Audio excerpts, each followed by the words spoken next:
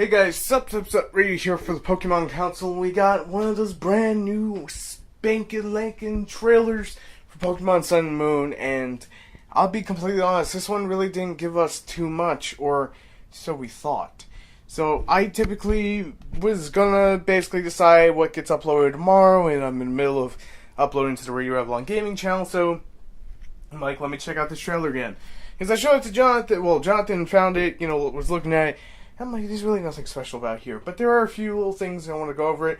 But there's one major thing that when it comes to be in fruition, I could say, I told you so. So, there's a giant rumor about what it's actually called. I'm not going to go into it because apparently it came from a leak. And also apparently, keyword, apparently, said leak is also connected to those starter evolutions.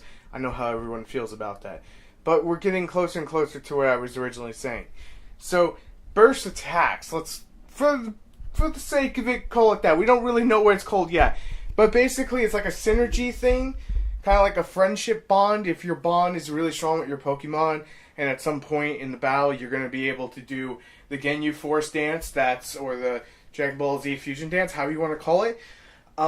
Then you can pretty much perform a stronger attack. The best way I can describe this to everyone is if you go and watch the current Pokemon anime episodes, and I know they're dreadful, trust me. They're not quality anime. They're made for kids, but the point still stands.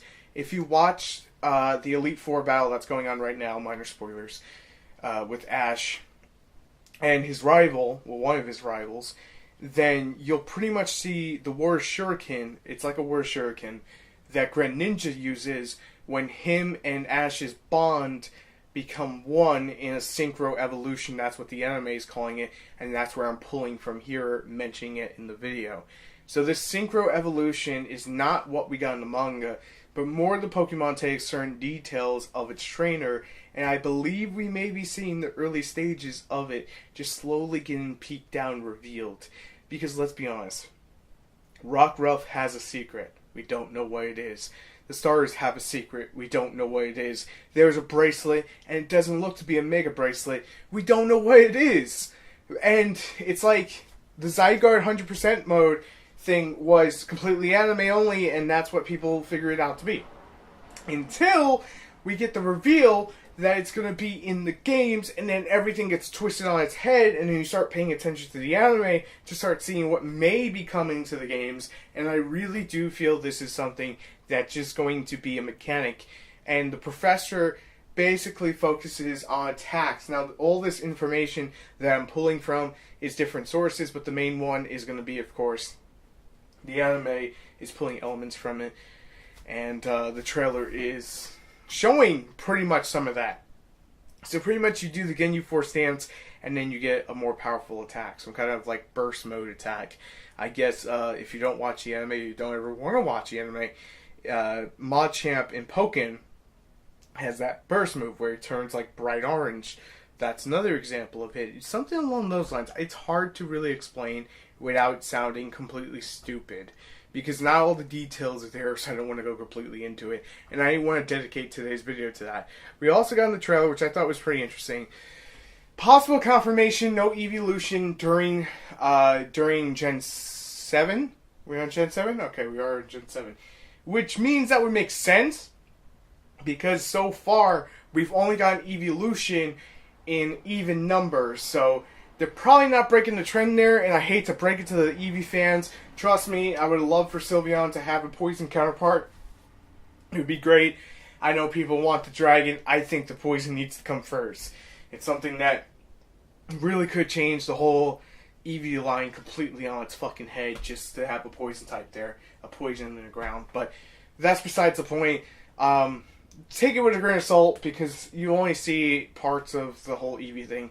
And the last thing I really want to bring up, which I thought was really cool, and I know it's a very, very minor thing, but damn, when your Pokemon faints, they don't just like magically turn into a ball and come back to you. You actually see the beam, just like you did in the anime. Now, I know I may be sounding like I'm hating on Pokemon Go, and I know people are hyped about it, but honestly, this is more hype for me, because as a kid, that's always what I wanted in the game. I played with that black and white red and blue.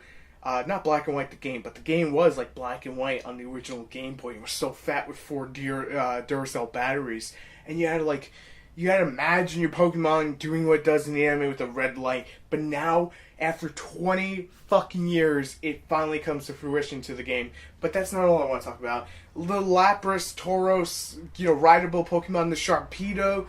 They're getting like actual things on top of them. They're not just the Pokemon sprites, which was cool in Gen 6 with Oras and X and Y, but now we're actually seeing equipment on top of them, and I think that little minor detail is something out there that I'm just super excited to see. But thank you guys for listening to this video. Hopefully you enjoyed it. Let me know what you think those Ginyu Force moves are. Those moves are fresh as fuck. And I will see you guys on the next video as always, which will be tomorrow. So thanks for watching, thanks for tuning in, and I will see you guys on the next one. Peace.